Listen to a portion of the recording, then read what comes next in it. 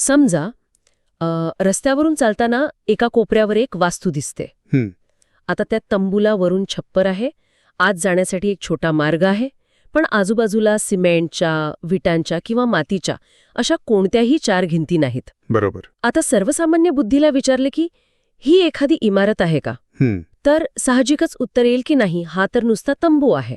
पण जर भारताच्या जनगणनेचे नियम पाहिले, तर सरकारी कागदोपत्री ती एक अधिकृत इमारत असू शकते. हो ना, आणि हेच खूप धक्कादायक आहे. आणि हीच ती गोष्ट आहे जी या संपूर्ण प्रक्रियेला इतकी रंजक बनवते. म्हणजे आपल्याला नेहमी वाटते की घरं मोजणे, इमारती मोजणे ही एक अत्यंत साधी, सरळ आणि डोळ्यांना जशी दिसते तशी मोजण्याची प्रक्रिया आहे. अगदी बरोबर. पण जेव्हा आपण नियमांच्या खोलात जातो तेव्हा लक्षात येते की हे केवळ विटा आणि सिमेंटच्या मोजमाप नाहीये. आणि म्हणूनच चला तर मग हे समजून घेऊया. आजच्या या डीप डाईव्हमध्ये आपण एका अत्यंत वेगळ्या आणि कुतूहल निर्माण करणाऱ्या विषयावर सखोल चर्चा करणार आहोत. नक्कीच. आज आपल्या चर्चेचा मुख्य स्रोत आहे महाराष्ट्र जनगणना संचालनालयाचा अधिकृत प्रशिक्षण दस्तऐवज, ज्याला प्रगणकाची क्षेत्र मार्गदर्शिका असं म्हटलं जातं. प्रगणक म्हणजे जे सरकारी कर्मचारी जनगणनेच्या वेळी माहिती गोळा करायला येतात त्यांच्यासाठीचं हे नियम पुस्तक. हो, भारतासारख्या प्रचंड लोकसंख्येच्या आणि भौगोलिक वैविध्य असलेल्या देशात घरं कशाला म्हणायचे आणि ते कसे मोजायचे हे यात अत्यंत बारकाईने समजावून सांगितले आहे. आणि ह्या दस्तऐवजाचा अभ्यास करताना जाणवते की हे काम एखाद्या गुंतवल्याची गाठ सोडवण्यासारखे आहे. बाहेरून पाहताना एखादी वास्तू सर्वांसाठीच सारखीच असते, पण त्या वास्तूचा वापर कोण आणि कसा करत आहे यावरून तिची व्याख्या पूर्णपणे बदलू शकते. हे केवळ घर मोजण्याचे यांत्रिक काम नाही, तर समाज कसा राहतो हे समजून घेण्याची एक वैज्ञानिक पद्धत आहे. ती वरूनच मनीषीने म्हटलं तसं तो तंबू जनगणनेमध्ये इमारत ठरतो, कारण दस्तऐवजातील माहितीच्या आधारे जर आपण पाहिले तर इमारतीची व्याख्या खूपच वेगळी आहे. होय, इमारतीचा नियम काय सांगतो? तर त्या वास्तूला छप्पर असणं अनिवार्य आहे, आत जाण्यासाठी प्रवेशद्वार असणं अनिवार्य आहे, पण चार भिंती असणे अजिबात अनिवार्य नाही. अगदी बरोबर. म्हणजे भिंती नसतानाही आपण त्याला इमारत म्हणतोय हे खरोखरच नवल आहे. हो, कारण इथे आपल्याला संरचना म्हणजे स्ट्रक्चर आणि त्याचा वापर यातील मूलभूत फरक समजून घ्यावा लागेल. जेव्हा आपण इमारत या शब्दाचा विचार करतो तेव्हा आपण भौतिक वास्तूबद्दल बोलत असतो. जमिनीवर प्रत्यक्षात काय उभे आहे हा तो प्रश्न आहे. पण जनगणनेमध्ये गणनाघर, ज्याला सेन्सस हाऊस म्हणतात, नावाची दुसरी एक अत्यंत महत्वाची संकल्पना आहे. अच्छा, म्हणजे गणनाघर वेगळं आणि इमारत वेगळी. होय, गणनाघर हे वास्तूवर नाही तर वापरावर आधारित असते. त्या तंबूला छप्पर आहे आणि प्रवेशद्वार आहे, म्हणजे ती भौतिक वास्तू थोडक्यात इमारत झाली. पण जर तिथे एखादे कुटुंब राहत असेल तर तो त्यांचा निवारा बनतो, म्हणजेच ते एक गणनाघर बनतंय. जनगणनेचा मुख्य उद्देश विटांचे ढिगारे मोजणे नसून मानवी वास्तव्य मोजणे हा आहे. हे ऐकताना मला कम्प्युटरच्या एका उदाहरणाची आठवण येते. कोणतं? म्हणजे हे अगदी हार्डवेअर आणि सॉफ्टवेअर सारखे आहे. इमारत हे हार्डवेअर आहे, जी भौतिक वास्तू जमिनीवर उभी आहे, आणि त्या आत राहणारी कुटुंबे किंवा त्यांचा जो वापर आहे ते सॉफ्टवेअर किंवा युजर प्रोफाईल्स आहेत. क्या बात आहे. हे उदाहरण अगदी समर्पक आहे.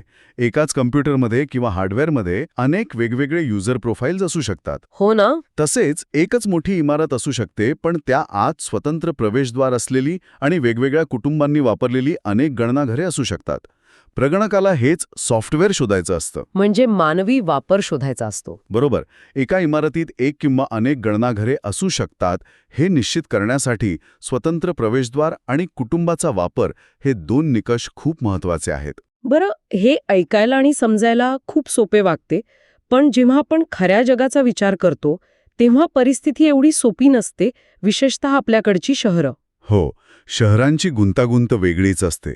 दाट लोकवस्तीच्या शहरी भागात हा नियम कसा लागू होतो हे पाहणं अधिक रंजक ठरतं. दस्तऐवजात सलग घरे असा एक प्रकार दिला आहे, म्हणजे रस्त्याला लागून असलेली एकमेकांना सामायिक भिंतींनी जोडलेली घरे. तिथे नियम सांगतो की जर त्यांची मालकी किंवा वापर वेगळा असेल आणि प्रत्येकाला स्वतंत्र प्रवेशद्वार असेल तर प्रत्येक घराला एक स्वतंत्र इमारत मानली जाते. अगदी. वरवर पाहता ती संपूर्ण रस्त्यावर एकच सलग लांबचक वास्तू दिसते, पण भौतिकदृष्ट्या जोडलेली असली तरी स्वतंत्र प्रवेशद्वार असल्यामुळे प्रगणक त्यांना स्वतंत्र इमारती म्हणून नोंदवतो. आणि बहुमजली इमारतींच्या म्हणजेच अपार्टमेंट्सच्या बाबतीत? तिथे नियम थोडा वेगळा काम करतो. तिथे संपूर्ण बहुमजली रचना ही एकच इमारत मानली जाते. अच्छा, म्हणजे अख्खी बिल्डिंग एक इमारत आणि त्या इमारतीतील प्रत्येक फ्लॅट हे एक स्वतंत्र गणनाघर मानले जाते. बरोबर. पण यालाही एक प्रशासकीय अपवाद आहे बरं का. कोणता? जर स्थानिक प्राधिकरणाने म्हणजेच महानगरपालिकेने आधीच प्रत्येक सदनिकेला स्वतंत्र इमारत क्रमांक दिला असेल तर जनगणनेत प्रगणक तीच माहिती ग्राह्य धरून त्यांना स्वतंत्र इमारती म्हणूनच नोंदवतो. पण शहरांमधली खरी गुंतागुंत तर चाळींमध्ये असते. दस्तावेजात एका चाळीचं उदाहरण दिले आहे जे मी वाचत होते. हो, चाळीचं उदाहरण खूप छान आहे. समजा एका इमारतीत 5 खोल्या आहेत. त्या सर्वांना बाहेरून एका सामायिक जिन्यातून किंवा लांब मार्गिकेतून प्रवेश आहे. बरं. आता नियम सांगतो की जर त्या 5 खोल्या एकाच कुटुंबाच्या वापरात असतील तर ते संपूर्ण मिळून एकच गणनाघर होते. अगदी. आणि इथेच वापरायचा निकष पुन्हा एकदा मध्यवर्ती भूमिकेत येतो. जर त्या 5 पैकी 2 खोल्या एका कुटुंबाच्या वापरात असतील आणि उरलेल्या 3 खोल्या दुसऱ्या कुटुंबाच्या वापरात असतील तर एकाच वास्तूत असूनही तिथे 2 स्वतंत्र गणनाघरे तयार होतात. हो, एकाच सामायिक मार्गिकेत असूनही. पण थांबा. इथेच खऱ्या अर्थाने रंजक वळण येते. याच दस्तऐवजात एक नियम असा आहे जो वाचून मी खरोखरच चक्रावून गेले. तो म्हणजे शहरी आवारातील स्वयंपाकघर नियम. बापरे, हा जनगणनेतील सर्वात सूक्ष्म आणि महत्त्वपूर्ण नियमांपैकी एक आहे. हो ना? म्हणजे आधी हा नियम काय आहे ते बघूया. समजा एका मोठ्या आवारात किंवा कंपाऊंडमध्ये एक मुख्य बंगला आहे, एक गॅरेज आहे आणि बाजूला एक नोकराची खोली आहे. आता नियमानुसार या सर्व संरचना एकाच आवारात असल्यामुळे त्या सर्वांना मिळून एकच इमारत क्रमांक दिला जातो. इथपर्यंत ठीक आहे. बरोबर. पण या नोकराच्या खोलीचे गणनाघर कसे ठरते? जर नोकराचे कुटुंब मालकाच्या कुटुंबासोबत जेवण घेत असेल तर ते सर्व मिळून एकच गणनाघर मानले जाते. पण जर नोकराचे कुटुंब त्यांची स्वतःची चूल वेगळी मांडून वेगळे जेवत असेल तर त्यांच्या त्या खोलीला स्वतंत्र गणनाघर मानले जाते. म्हणजे विचार करा, एकत्र जेवण करण्यावरून किंवा चूल एक असण्यावरून डेटाची भौतिक रचना बदलते. हा नियम किती सूक्ष्म आहे. एका प्रगणकाला प्रत्येक मोठ्या बंगल्यात जाऊन तुमचा नोकर तुमच्यासोबत जेवतो की त्याची चूल वेगळी आहे हे विचारणं किती अवघड आहे. हा प्रश्न अत्यंत रास्त आहे. प्रगणकांसाठी ही माहिती काढणे नक्कीच आव्हानात्मक असते. पण जर आपण याला मोठ्या चित्राशी जोडले तर यामागील विज्ञान आणि समाजशास्त्र समजून घेणे आवश्यक आहे. म्हणजे कसं? केवळ विटांच्या भिंतीमुळे एखादं नवीन घर तयार होत नाही. जनगणनेच्या दृष्टिकोनातून चूल किंवा स्वयंपाकघर हे आर्थिक आणि कौटुंबिक स्वातंत्र्याचे प्रतीक आहे. अच्छा. जर नोकर मालकासोबत जेवत असेल तर तो त्या मुख्य कुटुंबाच्या उपभोग युनिटचा किंवा कन्झम्पशन युनिटचा भाग बनतो. त्यांचा खर्च एकत्र असतो. पण जर नोकर स्वतःची चूल वेगळी मांडत असेल तर तो एक स्वतंत्र आर्थिक घटक बनतो. त्याचे स्वतःचे एक वेगळे कुटुंब अस्तित्वात येते. बापरे, म्हणजे तुम्ही म्हणताय की भिंतींनी बरे विभागली जात नाहीत तर सामायिक जीवनशैलीने आणि एकाच चुलीवर शिजलेल्या अन्नाने कुटुंबे जोडली जातात. अगदी तंतोतंत. हे नियम केवळ आकडेवारी गोळा करण्यासाठी नाहीत तर ते भारतीय समाजव्यवस्थेचं प्रतिबिंब आहेत. आपल्याकडे कुटुंब या संकल्पनेला प्रचंड महत्त्व आहे. म्हणूनच हा चुलीचा नियम इतका कळीचा ठरतो. जेव्हा आपण हे ऐकतो तेव्हा लक्षात येतं की जनगणनेचा डेटा हा आपल्या दैनंदिन जीवनाशी किती जोडलेला आहे. जेव्हा आपल्या भागात पाण्याची पाईपलाईन कमी पडते तेव्हा आपण थेट सरकारला दोष देतो. हो ना? पण त्या नियोजनाची सुरुवात या एका स्वतंत्र चुलीच्या व्याख्येवरून होते हे आपल्या लक्षातच येत नाही. हाच तर या सखोल चर्चेचा गाभा आहे. जर 2 कुटुंबांना एकच घर म्हणून मोजले गेले तर भविष्यात त्या वॉर्डमध्ये मिळणाऱ्या संसाधनांमध्ये तूट निर्माण होईल. नक्कीच. बरं, हे शहरी नियम ऐकून मला आता एक वेगळाच प्रश्न पडलाय. शहरात आपण भिंतींनी घरे वेगळी करतो, पण आपल्या गावाकडे तर घरांची रचनाच पूर्णपणे वेगळी असते. गावाकडची परिस्थिती थोडी वेगळी असते. तिथे जागा भरपूर असते आणि मुख्य घर एका बाजूला, गोठा दुसऱ्या बाजूला अशी रचना असते. मग तिथे हा नियम कसा टिकतो? ग्रामीण वस्त्यांमध्ये हे नियम थोडे वेगळ्या पद्धतीनं लागू होतात. दस्तऐवजात यासाठी घरगुती वापर आणि संमिश्र वापर असे 2 स्पष्ट भाग केले आहेत. घरगुती वापर म्हणजे काय? समजा मुख्य निवासस्थान आहे, त्याला लागूनच अंगणात थोड्या अंतरावर स्वयंपाकघराची एक वेगळी छोटी झोपडी आहे आणि बाथरूमची आणखी एक वेगळी झोपडी आहे. अच्छा, म्हणजे 3 वेगवेगळ्या संरचना. हो, पण जरी या 3 वेगवेगळ्या संरचना असल्या तरी जर त्या सर्व एकाच कुटुंबाच्या केवळ निवासासाठी वापरल्या जात असतील तर त्या सर्वांना मिळून एकच इमारत आणि एकच गणनाघर मानले जाते. पण जर परिस्थिती संमिश्र वापराची असेल तर, म्हणजे मुख्य घर आहे पण अंगणात एक मोठा गुरांचा गोठा आहे आणि एखादं वर्कशेड आहे, अशावेळी नियम कठोर होतो. निवासाव्यतिरिक्त वापर होणारा जो गुरांचा गोठा आहे किंवा व्यवसायाचं वर्कशेड आहे त्याला जनगणनेत स्वतंत्र इमारत आणि स्वतंत्र गणनाघर मानले जाते. अच्छा, कारण त्याचा वापर निवासासाठी नाहीये. अगदी बरोबर. इथे वापराचा मूळ उद्देश बदलल्यामुळे वास्तूची नोंदणी बदलते. या दस्तऐवजात आणखी एक परिस्थिती दिली आहे जी खूपच रंजक आहे, विभाजित मालमत्ता.